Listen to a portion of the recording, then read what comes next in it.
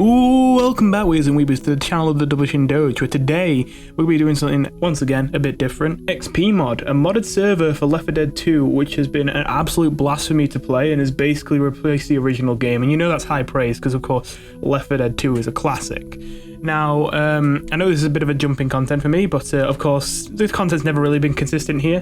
And if I was going to start making high effort content, honestly, I might make it on this. Because like I play this mod a whole lot. It's what I have the most hours in on my PC on Steam. I have about 210 hours in Left 4 Dead 2, which is almost all in the mod, although some in the vanilla game, and that's only just from this Christmas. As well as that, because it is a mod of such an old game, it seems like it's a nice niche for me to go for, because of course there's not really much YouTube content out there for this mod, so it seems like a perfect niche for me to fill. You may be thinking though, oh, I don't know what this mod's all about. But I imagine most of you at least know what Left 4 Dead's all about. Even if you don't know everything about it, you can have a general idea what it's like. I might make a video just talking about Left 4 Dead 2 in general, if there are not enough people watching who actually know about Left 4 Dead. There are a lot of other videos that are good to introducing new people to Left 4 Dead out there already. So this one's going to focus on introducing you to XPMod specifically. I'm going to be telling you what all the characters do in XPMod as well, so even if you already know about XPMod, this might be a helpful video, because I know there's a lot of people in XPMod who have just kind of figured things out as they're gone, and they don't actually know everything the characters do. And this series of videos is going to cover everything that everyone does. Alright then, let's jump into it. First of all, let's start with the survivors. There are 6 different survivors that you can pick at the start of every game of XPMod. You may think 6, there should be 8, because of course there's the Left 4 Dead 2 crew and the Left 4 Dead 1 crew. Well, this mod is still in development as we speak, even though it has been in development for a while. I'm pretty sure it's a one-man project. Obviously, it's not really their job, they just do it for the fun of it. So, Zoe and Francis are not yet added. However, every other character has been added, and obviously they're working on Zoe and Francis. So, that means there are 6 survivors for you to pick from. The first one is Bill, but before we get into what he does, I'll just give you a quick overview of how leveling even works in XPMod, because it's called XPMod, you might have guessed, there's experience in it. Now, to be honest, I think at this point, the experience isn't that important to the experience of playing XPMod, because you will get to the maximum level of level 30 very quickly. I imagine. It doesn't seem to take very long. You play 1 or 2 campaigns and you'll be at full level. And that means you'll have the full capabilities that anyone else on the server that knows what they're doing would.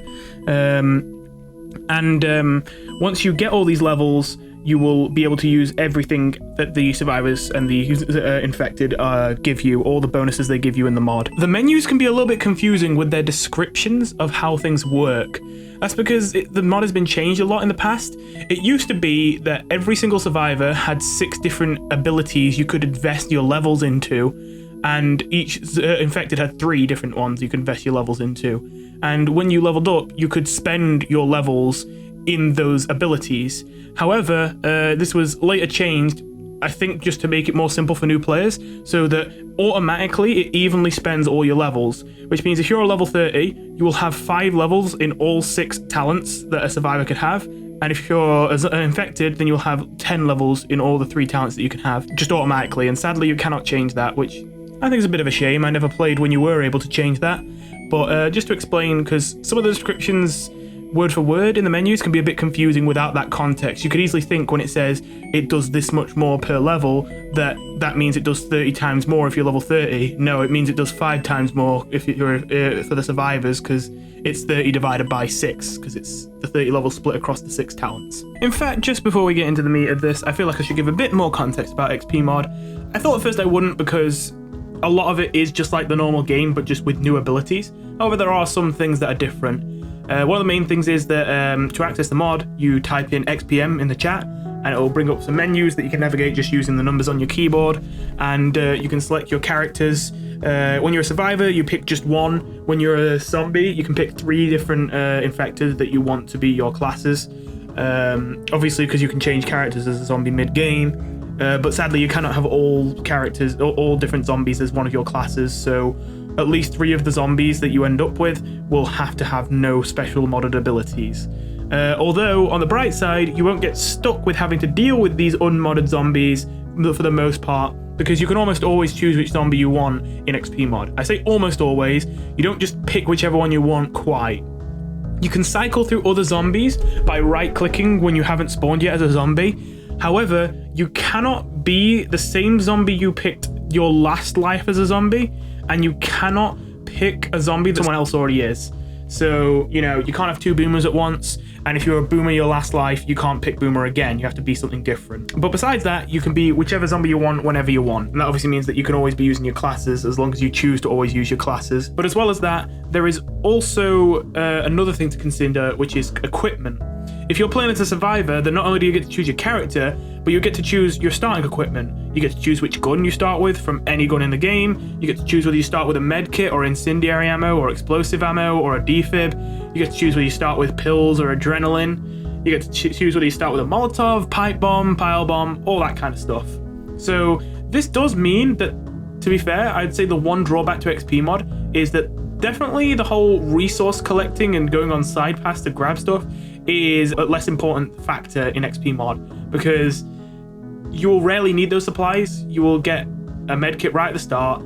The game is so fast paced that it's hard enough to find a point to stop and heal, so you probably won't get the chance to use multiple medkits. Your weapons that you'll start with are already probably going to be the best weapons you could pick for that character. Going off to side paths is probably discouraged in this mod, which is probably one of the only downsides of it, but that does allow it to be a lot more fast paced and exciting with the just general gameplay.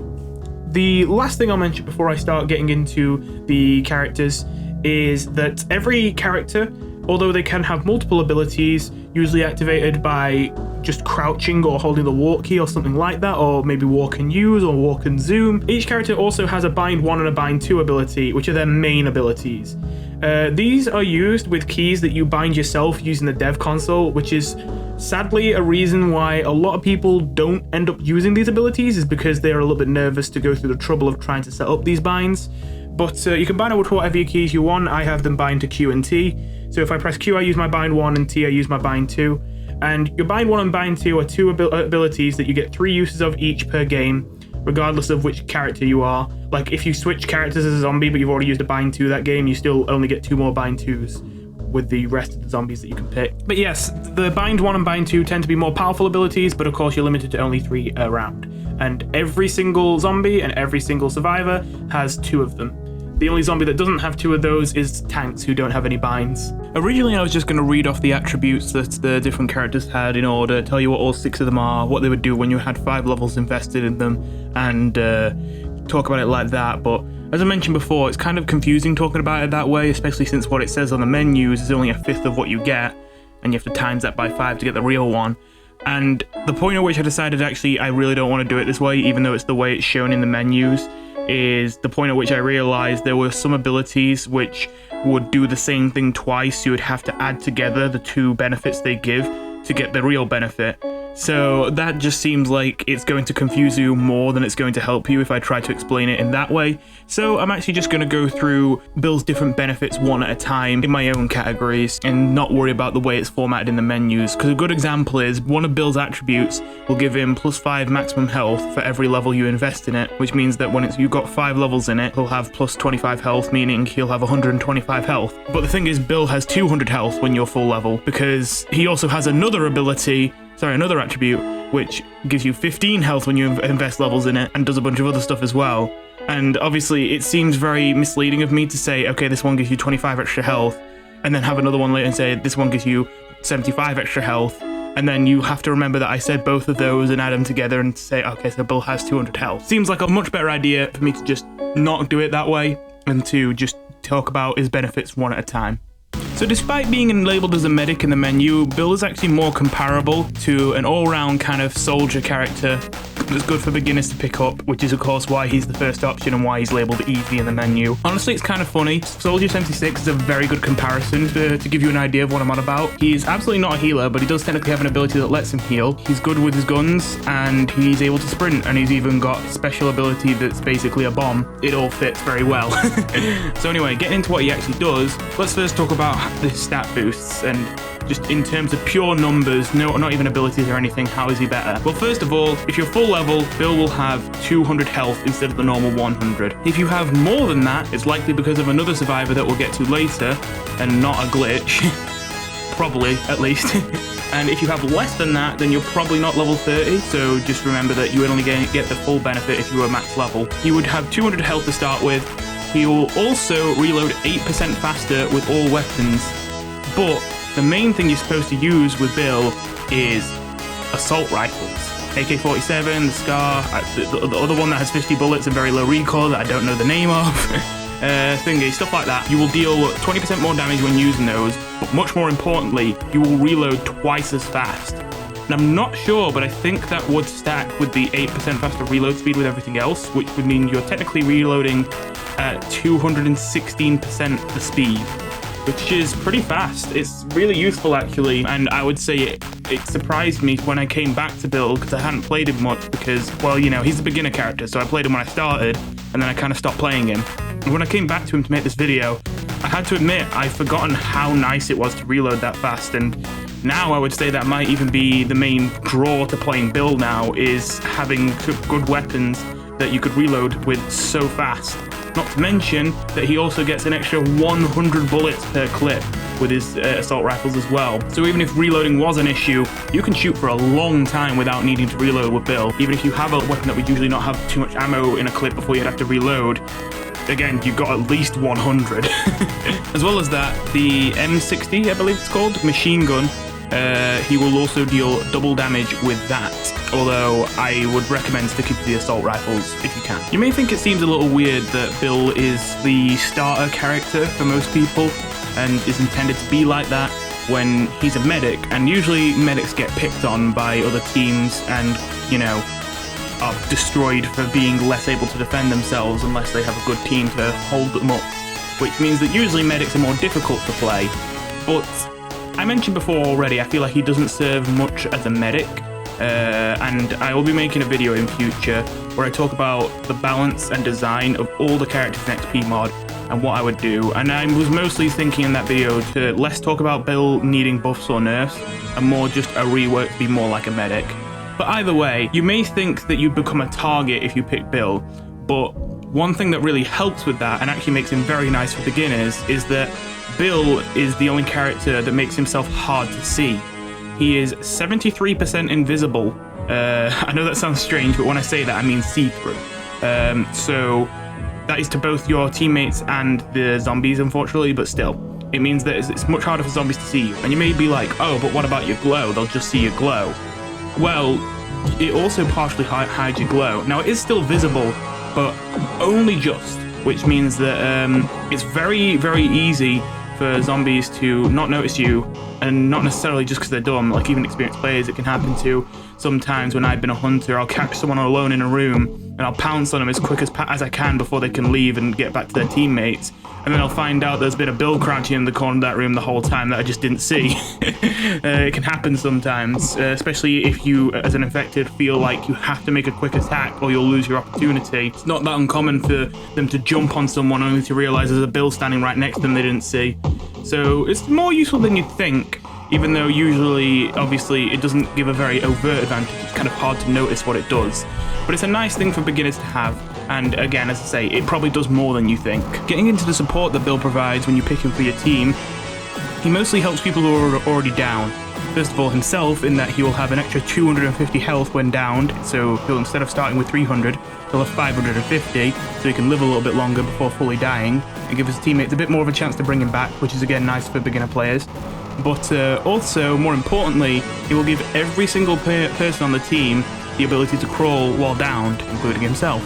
And if you have multiple Bills on your team, you can increase the speed at which you can crawl. So that can obviously be used in like some situations where you would usually never be able to get someone because there's just too many commons in the way, or there's spitter acid or whatever, and they could just crawl right over to you. And especially when it comes to like bits where there's a one-way bit where like maybe you have to jump over a fence and you can't get back after you go over it. If someone gets down on the other side, sometimes they can crawl and just drop down to where you are, and you won't have to leave them behind. And while crawling, you can't be stopped by common infected, so as I say, it is very useful if there's a horde that's downed you to be able to crawl through the horde to get to your teammates to revive you. A couple miscellaneous benefits he'll provide for the team.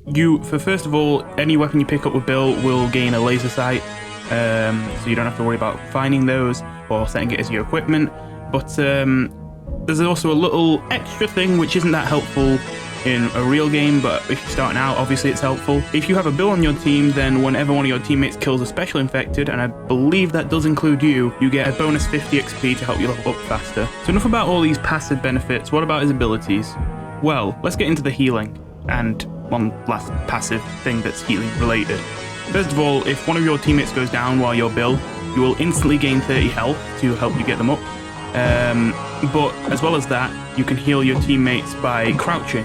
While you crouch as Bill, every 6 seconds you will regenerate 5 health randomly to other players, but not you, so you can't heal yourself. That may sound kind of bad to you, that you only get to regenerate 5 health every 6 seconds, so less than 1 health a second, and you have to be crouched the whole time too, so you can't move around easily while doing this. And yeah, it kind of is. This is where my problem with Bill comes up, at least the way he is now, is that he's labeled as a medic, but his healing is so slow, it isn't really practical. Now, I imagine there's good reasons for this. I can imagine that having an infinite source of healing with no limit, even if it is this slow, could potentially be scary. Like, you know, you don't use up a med kit, you don't use up pills, and there's no limit to how long you can just crouch and heal. But I feel like that's kind of refuted by the point that, like, the meta in XPMod is to keep moving. You can have teamwork and all that as long as you just don't stay in the same spot.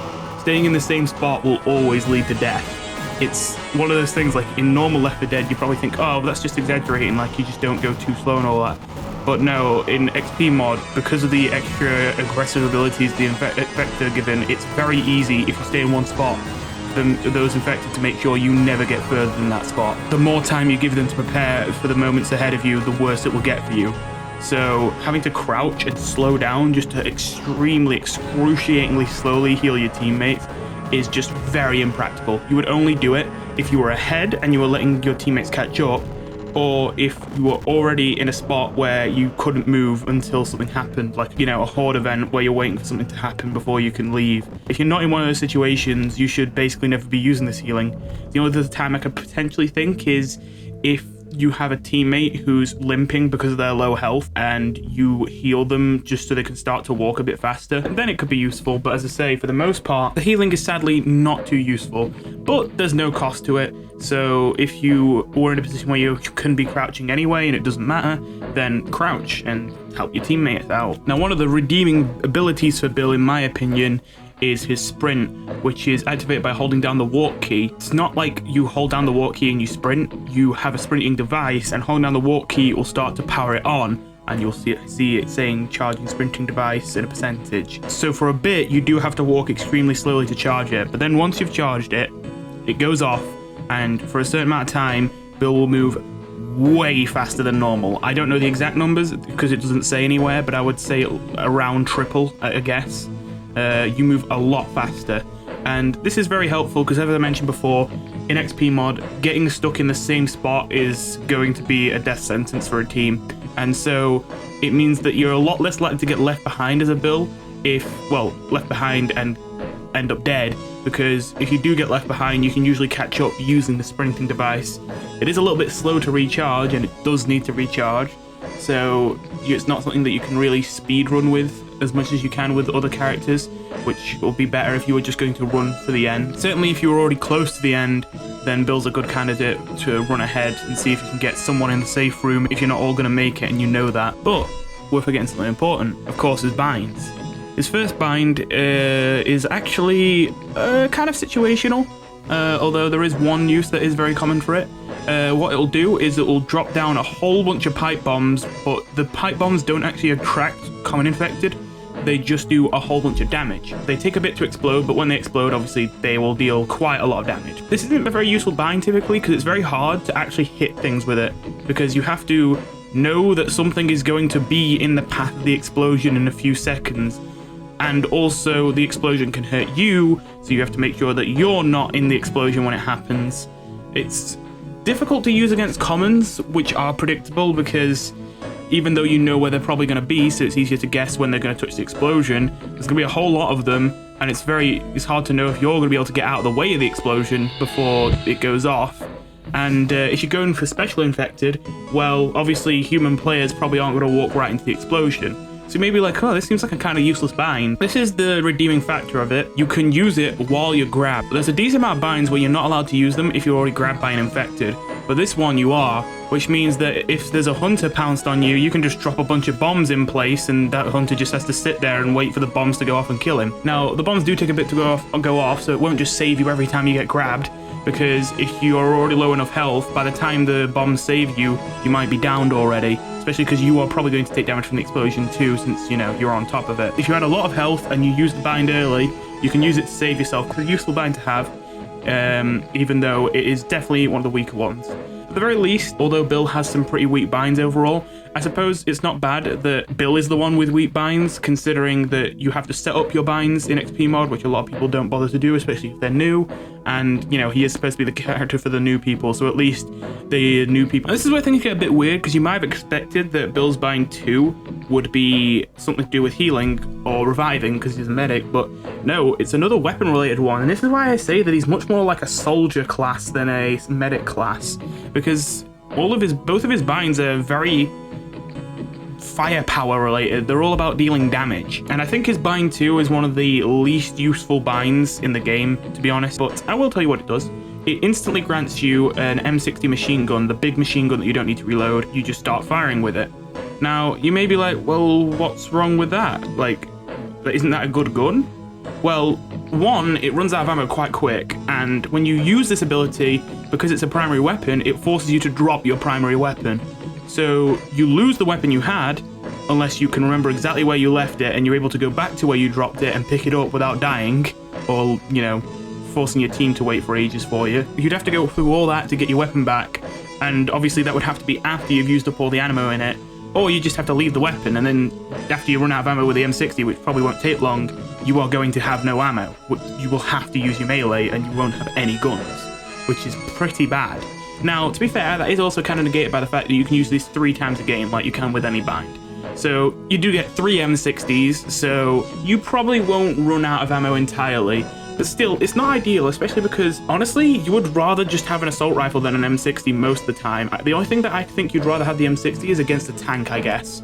Because I mentioned before, the assault rifles are the ones that get all the buffs for Bill. Usually the assault rifles are better to stick with, especially for the fast reload, and the kind of nice precision you get with them in general. It's not even like a Bill buff, it's just like, if you've got hordes of common infected, all of them are going to die in one bullet. You're more concerned about hitting those bullets and fire them as fast as you can than you would be about how much damage they do in that case. That makes the bind pretty useless, but you may still be thinking, oh, but the M60 is a pretty good gun, right? Like, shouldn't you want that? Wouldn't that usually be better than the weapon you're holding if you don't get an assault rifle? But you might have remembered from the beginning, I told you that in XPMod, whenever you play as a survivor, you can choose your starting equipment. If you wanted to have an M60, you could literally just pick it as your starting gun. Like, go ahead. You don't have to use a bind for that. So it feels very weird that we have a bind that exists only to give you a gun, which you can give yourself for free at the start of the game. It's like, what is the point of that? I don't know, but I feel like almost this may be like something that is kind of an old feature that kind of became obsolete. Like, I don't know this, but since Bill is the first character in the menu, I imagine he was the first developed. And if he was the first developed, maybe when he was added, XPMod was very different. Maybe you couldn't pick your starting gun like you can now, and maybe that was actually very cool being able to get an M60 whenever you wanted. But I'd definitely say now I'd want to see that replaced. And this is something that I was hoping to keep out of this video and put in my design video, but I have to get this off my chest because this bind really nags me. I think that Bill could have some really cool bind twos, and this ain't it, Chief. Thanks for watching, guys. If you like the music that was playing throughout this video, it was actually made by me. In my second channel, Technocosm, you can find the dubstep that I make, but most of the music that played in this video in particular, you can't find on there right at the moment, because it's for a little project of mine. I'm going to be working on my own game that is inspired by a lot of Earthbound likes, like Undertale and Amori and stuff like that. Nothing I expect to be done anytime soon, but I want to start working on it so that I can eventually get to it. I've been using a lot of the music that I've been making for that game in this video, although the music you are listening to now is something that is available for download on my Newgrounds account as well. Any of the music that I make you can also use for levels in Geometry Dash, if any of you here play Geometry Dash. So yes, thanks for watching, I'll see you next time.